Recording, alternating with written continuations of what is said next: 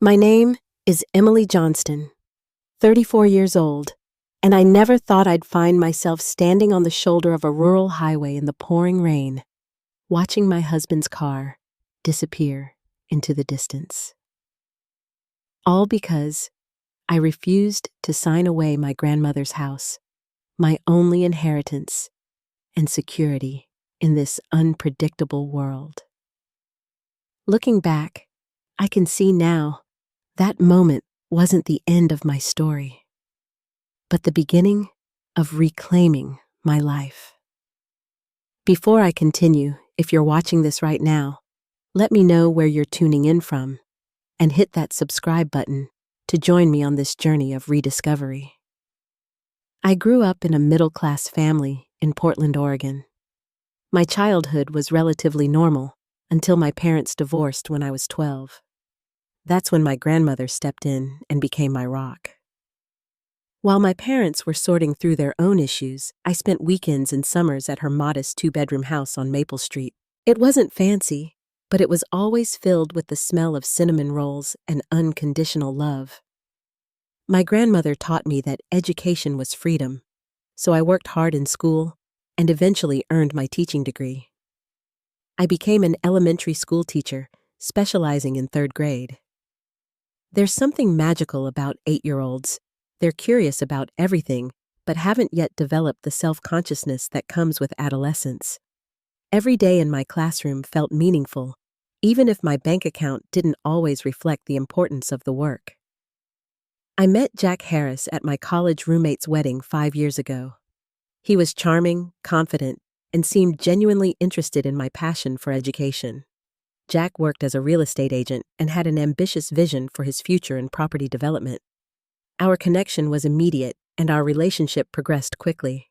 Maybe too quickly looking back. We were married just 6 months after meeting, swept up in what I thought was a perfect romance. The first year of marriage was mostly blissful. We rented a modest apartment, combining our incomes to make ends meet in Portland's increasingly expensive housing market. But as time went on, I began noticing Jack's frustration with our financial situation. He'd come home from showing multi-million-dollar properties and complain about our 1-bedroom apartment, calling it a starter situation that we needed to outgrow. Despite having 2 incomes, money was always tight.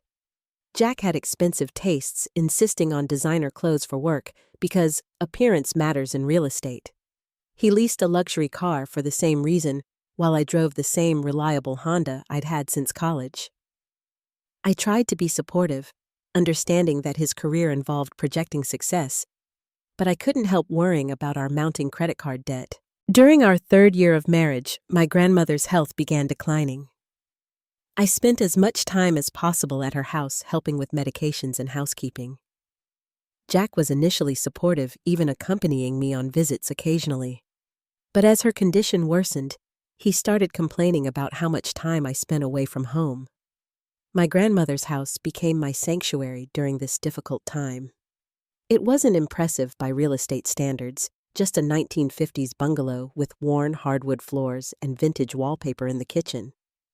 But it represented stability to me, a constant in my life when everything else felt uncertain. I'd sit with my grandmother in her sunroom, listening to stories about her youth absorbing wisdom I didn't even know I needed.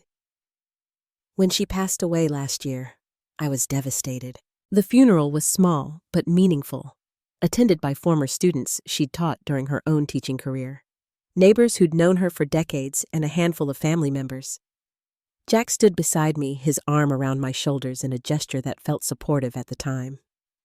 A week after the funeral, I received the call from her lawyer. My grandmother had left me her house free and clear. It was my only inheritance, but it meant everything to me. When I told Jack, his eyes lit up in a way that made me uncomfortable, though I couldn't articulate why at the time. "This is exactly what we needed, Em," he exclaimed. "We can sell it and finally have a down payment for a place in the Heights neighborhood. Maybe even start that investment portfolio I've been talking about." His immediate focus on selling felt wrong. I tried explaining that I wasn't ready to part with the house that held so many memories. "I understand you're emotional right now," he said in that slightly condescending tone that had become more frequent lately. But this is a financial opportunity we can't ignore. That neighborhood isn't even desirable anymore. That was the beginning of months of tension. What started as occasional suggestions about selling the house evolved into daily pressure. Jack began bringing home real estate listings, talking about the market being hot and how we needed to strike while we could. When I firmly stated that I wanted to keep the house, possibly even move into it, Jack's behavior changed more dramatically. He became controlling in ways I hadn't noticed before, questioning why I needed to see my friends so often, suggesting I cut back on visits to my father, since he never really was there for you anyway. I found myself increasingly isolated, my world shrinking to our apartment, my classroom, and occasional phone calls with my best friend Tanya, which I sometimes took in the school parking lot where Jack wouldn't overhear. 3 months after my grandmother's death, Jack suggested transferring the house into both our names. "It's just for tax purposes," he insisted, showing me papers he'd already prepared. "We'll save money this way." Something felt wrong. I stalled, saying I wanted to research it first. Late one night while he was sleeping, I searched online and discovered this would give him equal claim to the property. It wasn't about taxes at all. The next morning, I called my grandmother's lawyer, who confirmed my suspicions and warned me not to sign anything. When I confronted Jack, he became defensive, accusing me of not trusting him of keeping my money separate while he contributed everything to our marriage. The argument ended with him storming out, returning hours later, acting as if nothing had happened. The tension at home became unbearable. Jack suggested a weekend trip to visit his parents in Eastern Oregon, saying we needed time away to reconnect.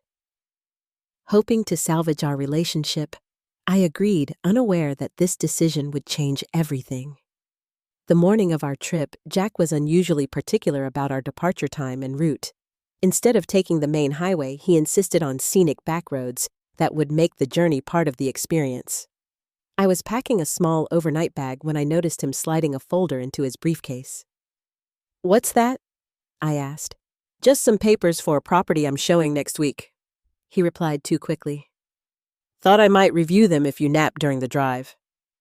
We loaded the car and set off, the atmosphere tense, despite Jack's forced cheerfulness. As we drove further from Portland, the landscape changed from suburbs to forests to open farmland. Cell service became increasingly spotty. Something Jack commented on with what seemed like satisfaction. 2 hours into our journey, on a particularly isolated stretch of road, where fields stretched to the horizon, Jack brought up the house again.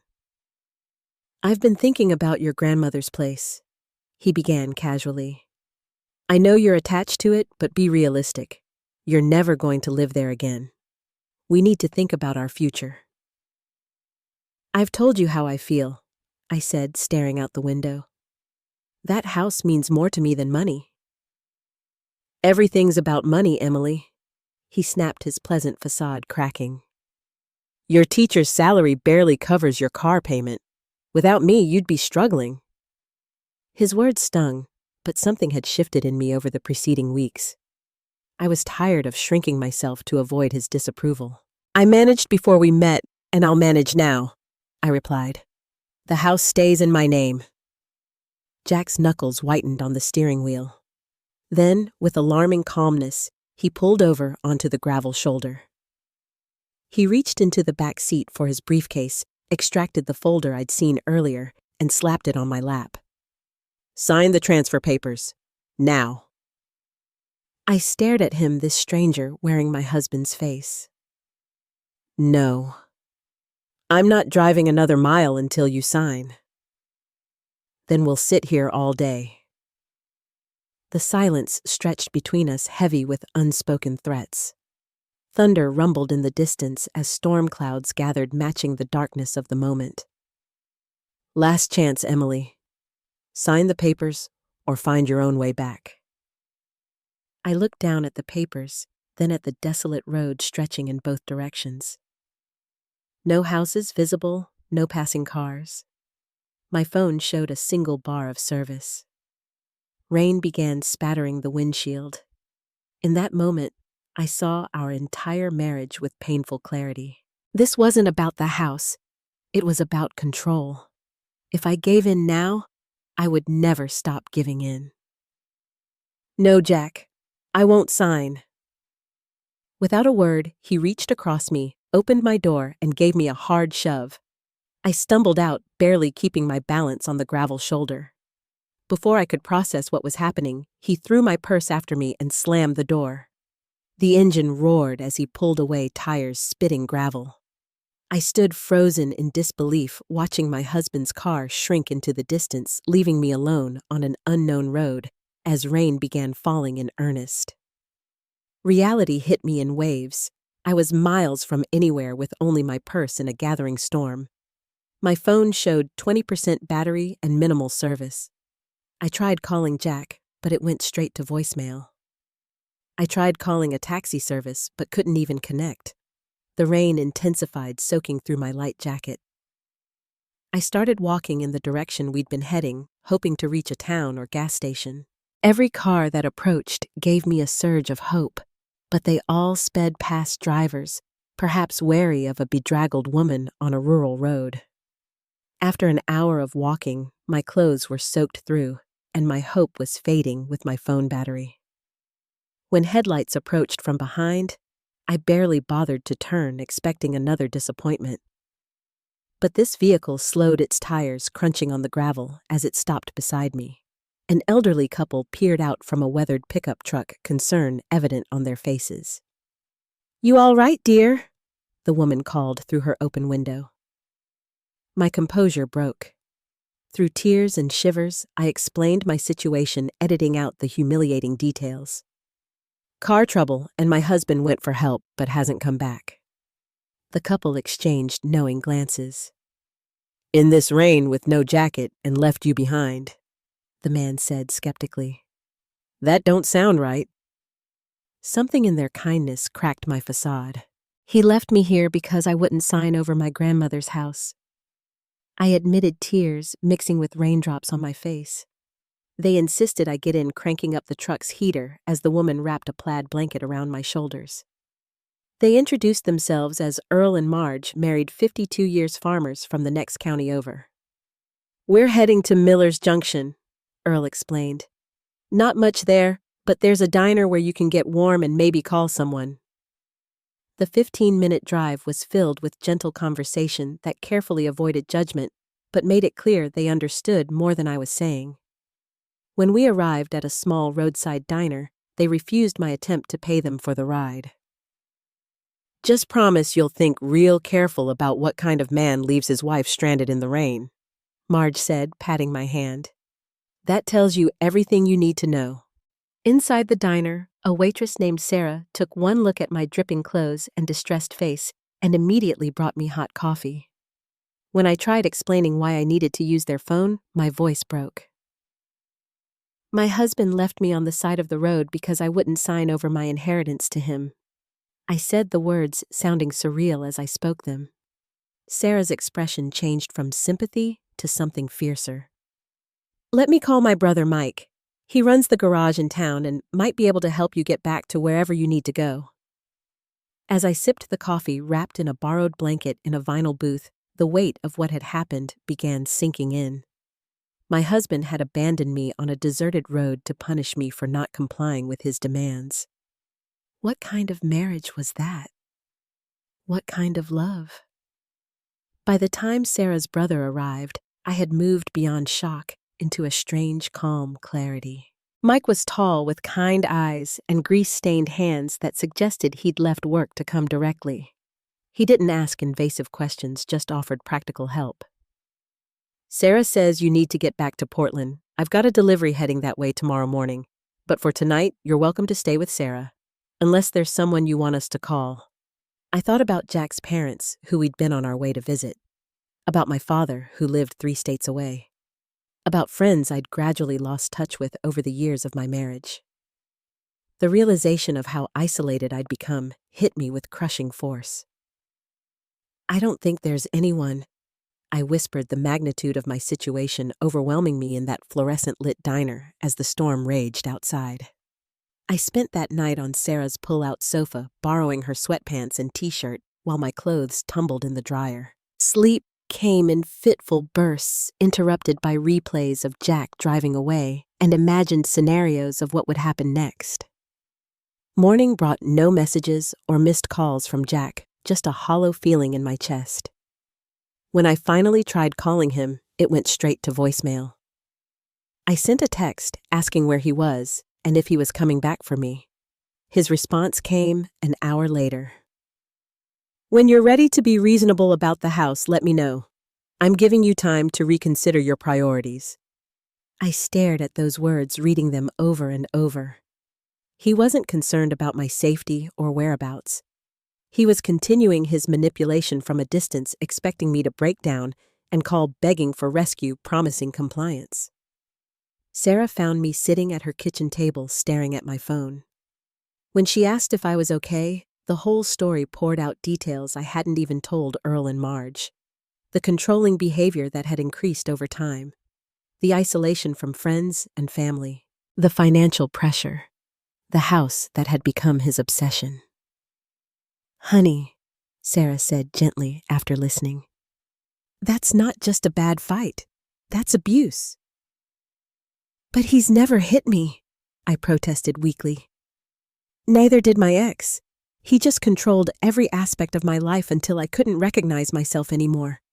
Took me 3 tries to leave for good." Her words resonated uncomfortably. I thought about how Jack had criticized my clothes, suggesting I dress more professionally, like the wives of his colleagues. How he'd questioned my spending on classroom supplies, but thought nothing of buying an expensive watch. How he'd roll his eyes when I talked about teaching, asking when I was going to get a real career. "I didn't see it," I whispered. How did I not see it? Because it happened slowly, like a frog in warm water that keeps getting hotter. I thought about calling Tanya, my once close friend who'd been maid of honor at my wedding. We used to talk daily, but in recent years, it had dwindled to occasional text exchanges. Jack had always had some comment after her visits, some criticism that made seeing her feel not worth the aftermath. When I finally called her, she answered on the first ring, her voice flooding with relief. "Emily, where are you?" Jack called, asking if I'd heard from you, saying you'd had a huge fight and you'd stormed off, that he was worried sick. The lie knocked the breath from me. "That's not what happened, Tanya. He abandoned me on the side of the road because I wouldn't sign over my grandmother's house to him." The silence on the other end spoke volumes. "I've been worried about you," she finally said. "The way you've withdrawn over the years, the excuses for canceling plans, how you always check the time when we talk like you're worried about being late getting home." Shame washed over me. I didn't realize it was so obvious. To someone who's known you since college. Yeah, it was. I just didn't know how to reach you. We talked for almost an hour with Sarah, refilling my coffee and tactfully giving me privacy. Tanya offered to come get me, but I declined, already forming a plan. I needed to go back to the apartment and get my important belongings before deciding my next step. Mike arrived as I was finishing breakfast, offering to drive me back to Portland since he had a parts delivery there anyway. The 3-hour journey gave me time to think, to breathe, to begin processing what my life had become and what it might be going forward. "My brother's a man of few words," Sarah had told me privately before we left. "But he's got a good heart. You're safe with him." She was right. Mike's quiet presence was comforting, and he didn't push conversation. When he did speak, asking if I wanted to stop for lunch, or if the temperature in the truck was comfortable, his consideration was a stark contrast to what I'd grown accustomed to with Jack. We reached my apartment building by mid-afternoon. My anxiety mounted with each step toward the door. Would Jack be there? What would I say? What would he do? My key didn't work. After several frustrated attempts, I realized Jack had changed the locks. The humiliation burned as I explained the situation to Mike, then to the building manager, who fortunately recognized me. "I can let you in this once, Mrs. Harris," the manager said. "But I'll need to see identification, and technically I should have your husband present since the lease is in his name." Another revelation. I'd thought we were both on the lease.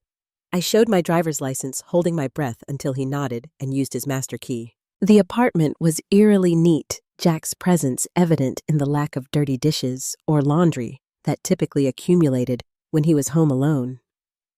I went straight to the bedroom closet where we kept important documents, finding the lockbox gone. My passport, birth certificate, even my teaching credentials all vanished. The jewelry box that had contained my grandmother's pearl earrings and my modest diamond engagement ring was also missing. I'd taken them off before the trip, worried about losing them. He knew, I said aloud, the realization dawning. He planned this. He knew I wouldn't sign, and he already moved everything important. Mike stood awkwardly in the doorway. Do you want me to wait outside? Give you some privacy? No, I said firmly. I'd rather not be alone right now. I moved through the apartment with growing determination, filling a suitcase with clothes and personal items. Family photos, my grandmother's recipe book that had been in my bedside drawer, the quilt my mother had made for my college graduation. Whatever couldn't fit, I'd have to leave behind. I called my friend Rachel from law school, who had gone on to practice family law. She answered, despite being in the middle of her workday, her voice changing from professional to personal the instant she recognized mine. I need emergency advice, I said without preamble. My husband abandoned me on the side of the road yesterday because I wouldn't sign over my inherited house to him. Now he's taken my important documents and valuables and changed the apartment locks. Her sharp intake of breath was followed by rapid-fire questions and instructions. Document everything. Take photos of the changed locks.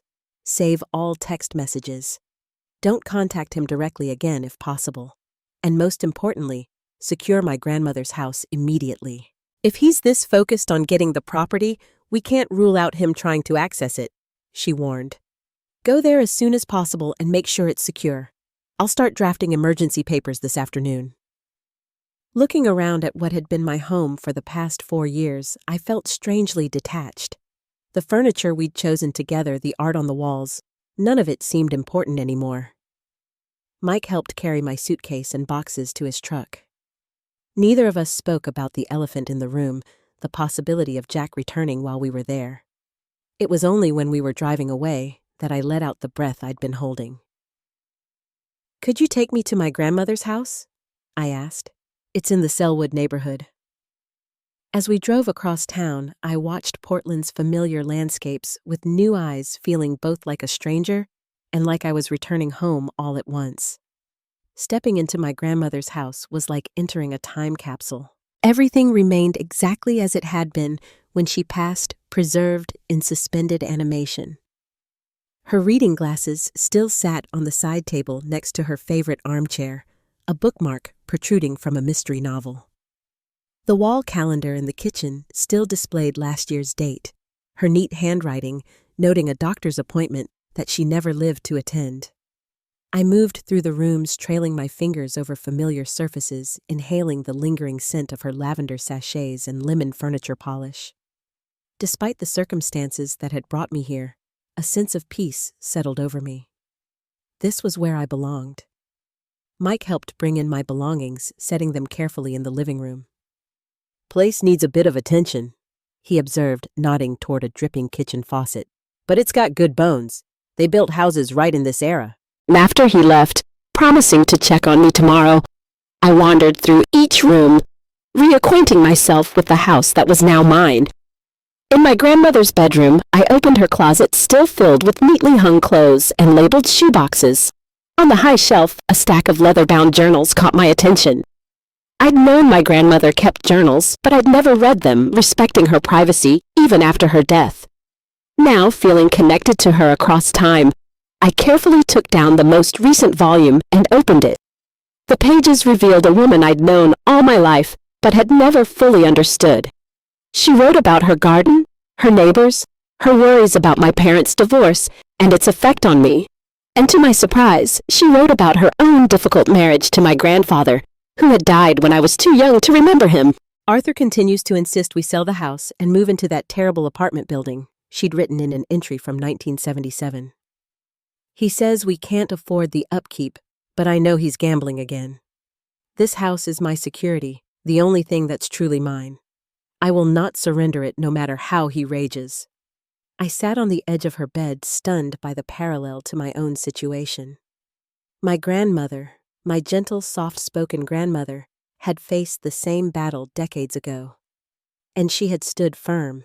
Later entries documented their separation, her struggles as a single woman in an era when that was still viewed with suspicion, and eventually her flourishing independence. She had kept the house, returned to teaching, and built a life on her own terms. The house that Arthur claimed would be my prison has become my sanctuary, she wrote. One day, it will be Emily's sanctuary too, when she needs it. And I pray she'll have the strength to keep it against whatever storms may come. Tears streamed down my face as I closed the journal. She had known somehow. She had prepared this refuge for precisely this moment in my life. I spent that first night alone in the house, jumping at every creak and settling noise, half afraid Jack would appear. I pushed the living room sofa against the front door, not trusting the old locks. Tomorrow, I'd have them changed immediately. Morning brought clarity and purpose. My first call was to my school requesting emergency personal leave. The principal, Dr. Winters, had always been supportive of her staff, but I wasn't prepared for her immediate understanding. Take the time you need, Emily. Your position will be waiting when you're ready to return. She hesitated, then added more personally. My sister went through something similar years ago.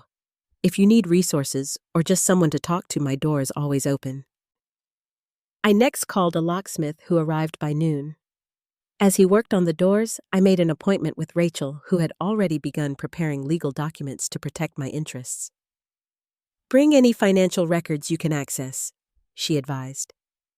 And Emily, I'm proud of you for getting out. Many people never take that first step. By afternoon, Mike had returned as promised, arriving in his personal truck rather than his work vehicle. He brought a bag of groceries, brushing off my thanks. Sarah would kill me if I didn't make sure you were eating, he explained, but his eyes surveyed the house with professional assessment. Your locks are new, that's good, but these window latches are original and not secure, and you should have motion sensor lights installed outside. I hadn't even thought about those vulnerabilities. You think Jack might try to break in?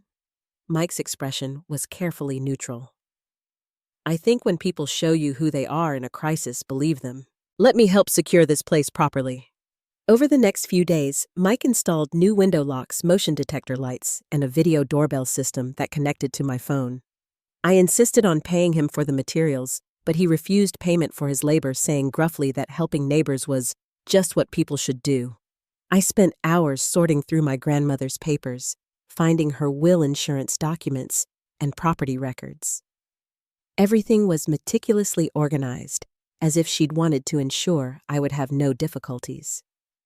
The will specifically stated that the house was to remain my sole and separate property, not subject to any future spouse's claims.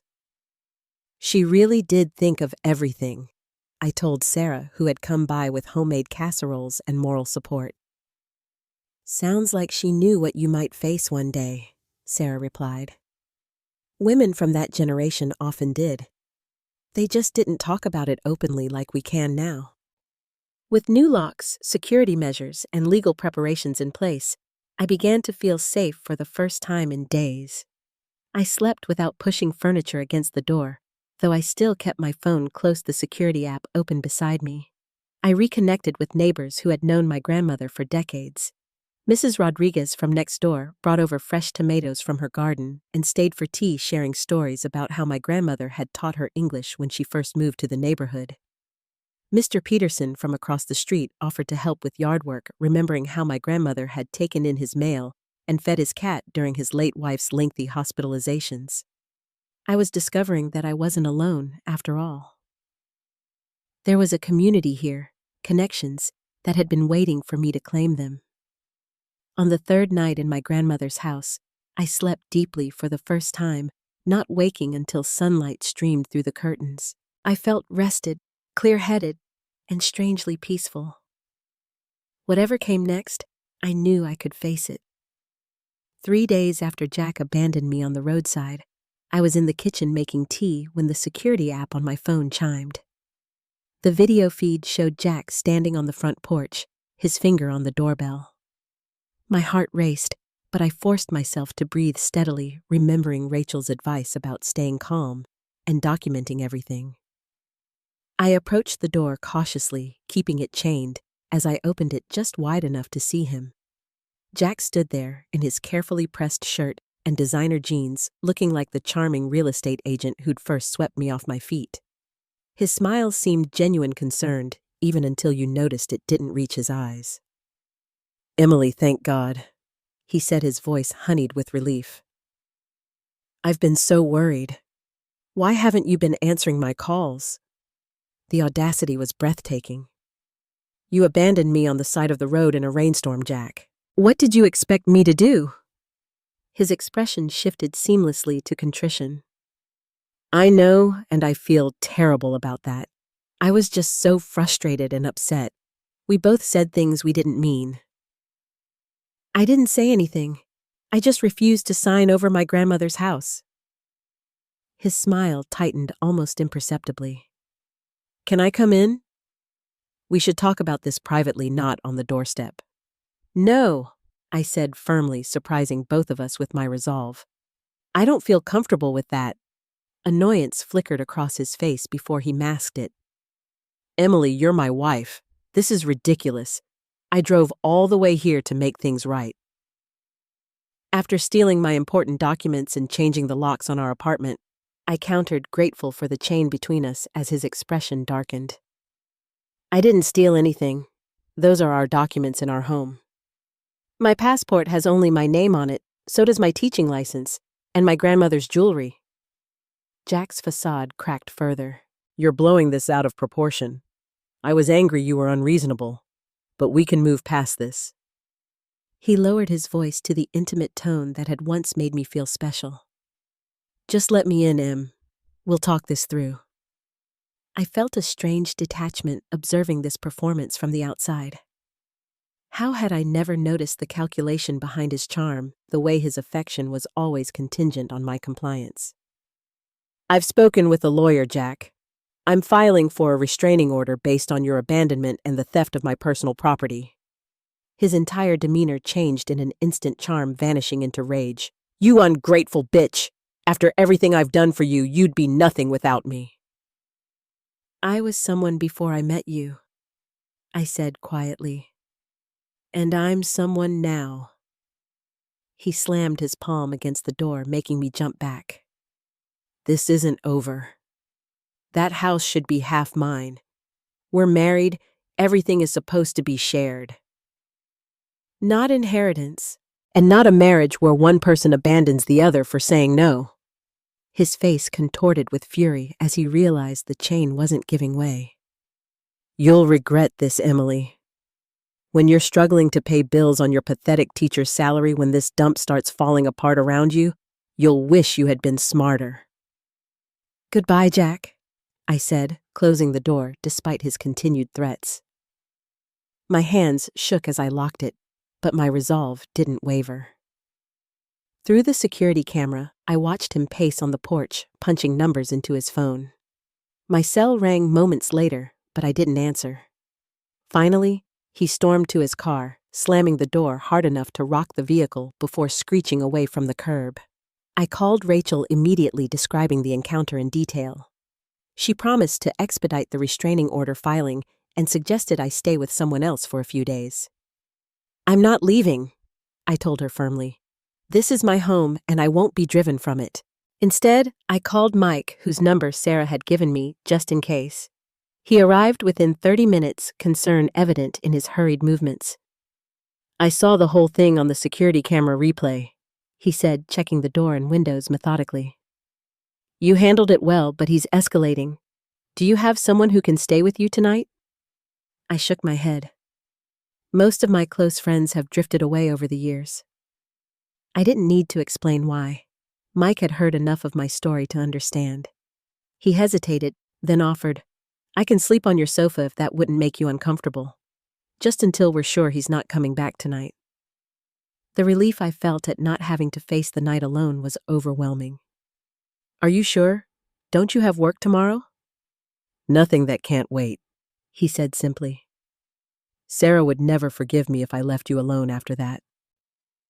While Mike made calls to reschedule his morning appointments, I received a flurry of messages from mutual friends. Jack was clearly telling his version of events, painting me as having a mental breakdown, possibly even an affair. The accusations were so outlandish, I might have laughed if they hadn't been so painful. Some friends immediately took his side, sending concerned messages that thinly veiled their judgment. Others were more cautious, reaching out with genuine worry but clear uncertainty about what was happening. A precious few, like Tanya, saw through the manipulation instantly. "He's doing exactly what abusers always do," she texted. "Trying to control the narrative. Stay strong. I believe you." The police took my report about Jack's threatening behavior seriously, adding it to the documentation for the restraining order. The officer who came to the house looked around approvingly at the security measures already in place. "You're doing everything right," she assured me. "Keep documenting, don't engage directly with him, and call immediately if he returns." As predicted, Jack's campaign of harassment extended beyond that initial confrontation. He called mutual friends, my principal, even my father, spreading stories about my fragile mental state and his concerns for my well-being. Some believed him reaching out with patronizing messages about getting help. It hurt to realize how many people could be swayed by Jack's persuasive charm, how easily they accepted his version of reality over mine. But others stood firmly by me.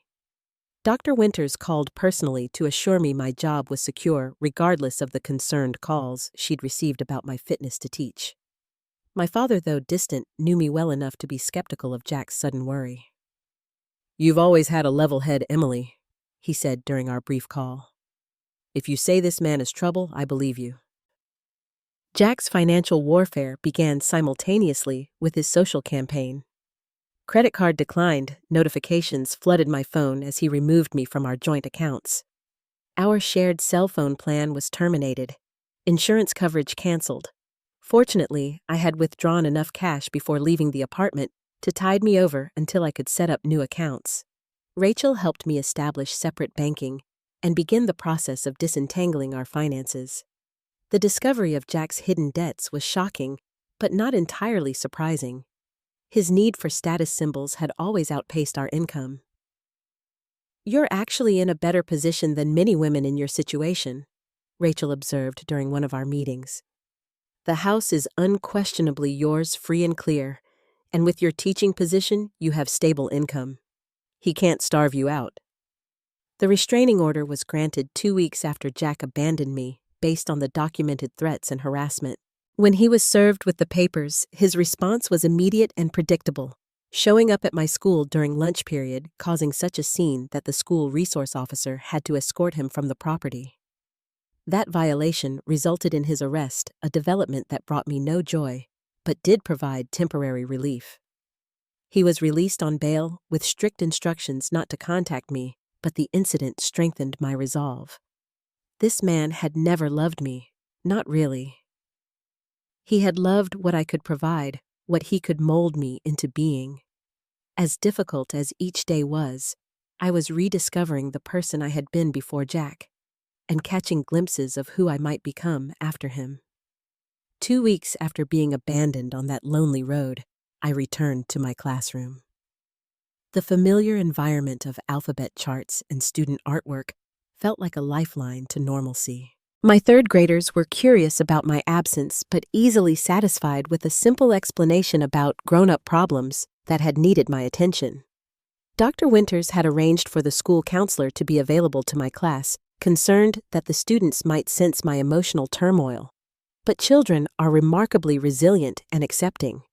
They were just happy to have their regular teacher back instead of the substitute, and their innocent enthusiasm helped ground me in the present rather than dwelling on the past. In the evenings and weekends, I threw myself into cleaning and gradually renovating my grandmother's house. The physical labor of scrubbing woodwork and painting walls was therapeutic, transforming both the space and my mindset. I chose colors my grandmother might have considered too bold: a sage green for the kitchen, a warm terracotta for the living room. With each brushstroke, I reclaimed another piece of myself. Mike continued to help with more technical repairs, showing me how to fix a leaky faucet and replace the ancient garbage disposal. Our friendship deepened through these shared tasks, conversations flowing more easily as we worked side by side. My ex-wife always complained that I spent too much time fixing other people's problems. He mentioned once carefully measuring for new cabinet hardware. She wasn't wrong, I guess, but I figure if you can fix something, why wouldn't you? I appreciated his straightforward approach to both relationships and home repairs. There was no hidden agenda, no manipulation, just honest communication. After Jack's constant emotional games, Mike's transparency was refreshing. I found myself looking forward to his visits, noticing the way his eyes crinkled when he laughed, or how his hands, though rough from work, moved with precision and care on delicate tasks. But I was also wary of these growing feelings, unsure if they represented genuine connection or simply a reaction to my newfound freedom. My therapist, whom I had started seeing weekly at Rachel's recommendation, advised caution but not isolation. Healing doesn't mean putting your life on hold, she told me. It means moving forward with greater awareness, making choices from strength rather than fear or loneliness. Sarah became another pillar of my support system, stopping by regularly with home-cooked meals and practical advice. When I mentioned my uncertainty about developing feelings for Mike, she smiled knowingly. My brother's had his eye on you since that first day in the diner, she admitted. But he'd never make a move while you're vulnerable. That's not who he is. The restraining order kept Jack physically distant, but the divorce proceedings became his new battlefield. He refused to sign the initial papers, forcing a more complicated contested process. His lawyer sent aggressive letters demanding half the value of all marital assets, specifically including the house, despite its clear status as separate inheritance property. Rachel assured me his tactics were desperate and ultimately futile. He's hoping to wear you down, make fighting so exhausting that you'll settle just to be done with him. Don't give in. I had no intention of surrendering. Each obstructionist move Jack made only strengthened my determination to be completely free of him. As spring arrived, I hosted a small dinner party inviting Sarah and Mike, Tanya, and her husband, and 2 colleagues from school who had been supportive throughout my ordeal. We gathered around my grandmother's dining table extended with leaves that hadn't been used in years, sharing food and conversation in a house now filled with new energy. Looking around at these people who had stood by me or entered my life when I most needed support, I felt a profound sense of gratitude. I raised my glass in a toast. To new beginnings, I said simply, and to the friends who helped make them possible. The court date for Jack's restraining order violation arrived in early June. I testified calmly about his appearance at the school, the disruption to the educational environment, and my ongoing fear of his unpredictable behavior. Jack sat at the defendant's table, his expression alternating between wounded innocence when the judge looked his way and cold fury when he glanced at me. The judge was unmoved by Jack's claims of emotional distress and misunderstanding. Mr. Harris, the order clearly stated no contact means no contact regardless of your feelings or intentions. The school was explicitly included as a protected location. Jack received a sentence of 80 hours of community service and mandatory counseling with the warning that future violations would result in jail time. It wasn't justice for everything he had done, but it was validation, an official recognition that his behavior was unacceptable. The divorce proceedings continued at a glacial pace, with Jack finding every possible delay tactic. I focused instead on moving forward with my life, returning to full-time teaching and continuing to improve the house. One evening, as Mike was finishing the installation of ceiling fans throughout the house, he mentioned that his construction company had received an inquiry about properties in my neighborhood. There's a developer looking to buy older homes in this area, renovate them, and either flip them or convert to high-end rentals, he explained. They're offering good money well above market value. Just thought you should know in case you ever decided you wanted to sell. I appreciated that he presented the information neutrally, not pushing me one way or the other. I'm not interested in selling, I said confidently. But I have been thinking about converting the basement into a separate apartment. It has its own entrance already, and with some work, it could provide rental income. Mike's eyes lit up. That's actually a great idea. The layout would work well for that. I could draw up some plans if you'd like, give you an idea of what would be involved. As we discussed possibilities for the basement conversion, I realized I was making long-term plans for the first time since my marriage imploded. Not just surviving day to day, but building a sustainable future, creating security on my own terms. The basement apartment project became a focus for the summer months. Mike and his team did the major structural work while I learned to tile a bathroom and install kitchen cabinets under their guidance. By August, the space was nearly complete, a comfortable one-bedroom apartment with its own kitchen and separate utilities. My first tenant, a quiet graduate student named Lydia, moved in just before the fall semester began. The rental income didn't make me wealthy, but it provided a financial cushion that eased the constant stress of solo homeownership. As my first holiday season in the house approached, I found myself creating new traditions rather than mourning those lost with the end of my marriage. I invited friends for a tree decorating party, using my grandmother's vintage ornaments alongside new ones I'd chosen. I baked her famous gingerbread cookies, sharing them with neighbors and colleagues. The contrast with the previous Christmas was stark. Last year, I'd spent hours preparing an elaborate dinner for Jack's business associates wearing a dress he'd selected, serving drinks I didn't enjoy, laughing at jokes that weren't funny. This year, I wore comfortable clothes, ate what I wanted, and surrounded myself with people who valued me for myself, not for what I could provide them. As I stood in my kitchen, looking out at the garden my grandmother had lovingly tended for decades, I realized I had traveled an immense distance in less than a year. From a woman who couldn't recognize her own imprisonment to one who had claimed her freedom, rebuilt her boundaries, and rediscovered joy. The house that Jack had so desperately wanted to control had become the foundation for my new life, just as my grandmother had intended. Her journal entry came back to me often. This house that Arthur claimed would be my prison has become my sanctuary. She had known exactly what she was doing when she left it to me. She had created not just a physical legacy, but a spiritual one as well, a testament to standing firm in one's truth, even when the cost seems impossibly high. 6 months after that rainy day on the highway shoulder, my divorce was nearing completion, despite Jack's continued delaying tactics. His lawyer had finally conceded that the house was separate property, not subject to division, but Jack still refused to sign the final papers, clinging to the last thread of control he possessed. I was in the front yard planting spring bulbs when a sleek car pulled up to the curb. Jack emerged, looking thinner than I remembered, his designer clothes slightly rumpled. Beside him was a woman in a business suit carrying a portfolio. My heart raced, but I remained outwardly calm, aware of the restraining order still in effect. "You shouldn't be here, Jack. The order hasn't expired." "I'm not coming onto the property," he replied, staying on the public sidewalk. "I'm just accompanying Ms. Keller. She's a real estate appraiser." The woman looked uncomfortable, glancing between us. "Mr. Harris indicated the homeowner was expecting me for an assessment." "I'm the homeowner and I didn't request an appraisal," I said firmly, wiping garden soil from my hands. "Jack, what are you doing?" His smile was tight. "Just establishing the fair market value of all assets before finalizing our divorce. My lawyer advised it."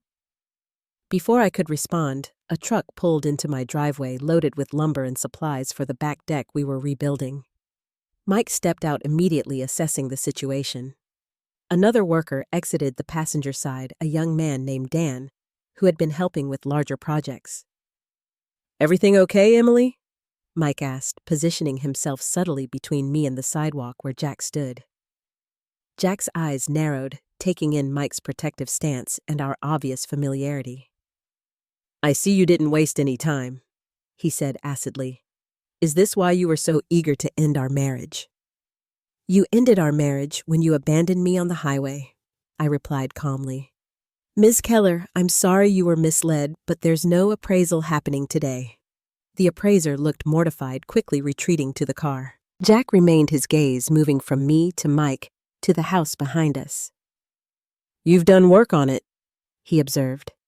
"Using marital funds, I assume that creates community property interest."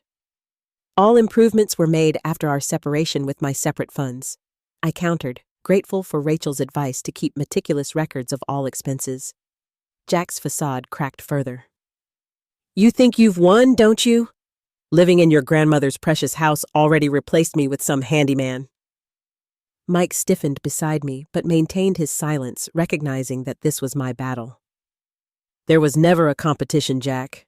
And Mike is a licensed contractor who owns his own business, not that his profession matters to anyone but you." Jack's face flushed with anger. "You'll regret this, Emily. When the novelty wears off and you realize what you've thrown away, it'll be too late." I looked at him, this man I had once loved, and felt nothing but a distant sadness. "I already know what I threw away, Jack. Years of being diminished, controlled, and manipulated. I don't regret leaving that behind." Jack's composure shattered completely. "You ungrateful, stupid woman, I gave you everything, a lifestyle you could never afford on your own connections you never would have made, and you throw it all away for this outdated dump and some blue-collar nobody?" His outburst was so jarring that even Ms. Keller, still sitting in the car, looked shocked. Dan, the young worker, moved protectively closer to our group, creating a united front. Jack seemed to suddenly realize how he appeared ranting on a public sidewalk while 3 calm people watched him unravel. He straightened his jacket, attempting to reclaim his dignity. "This isn't over," he said, but the threat sounded hollow, desperate. "It is over, Jack," I replied quietly.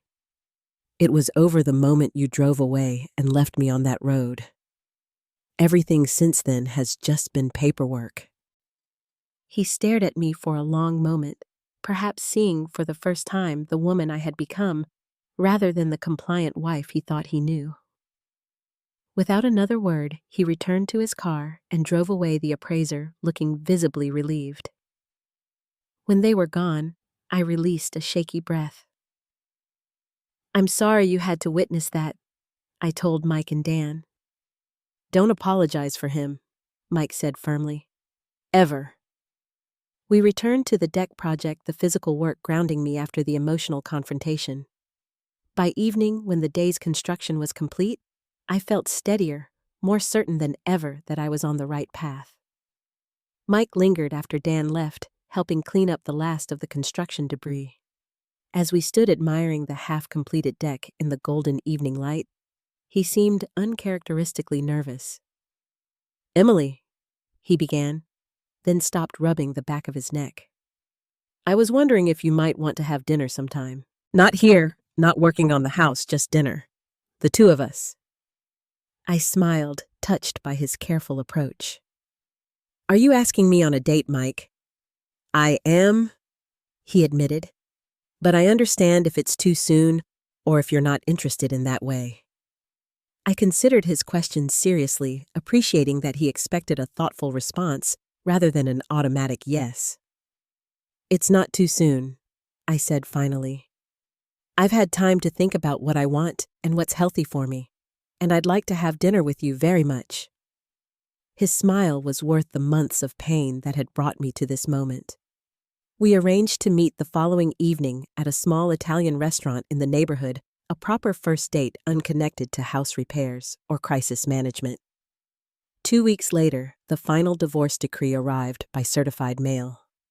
Jack had finally signed, perhaps recognizing that his last attempt at intimidation had failed completely. I sat on my grandmother's porch swing, the official document in my hands, and allowed myself to cry, not from sadness, but from profound relief.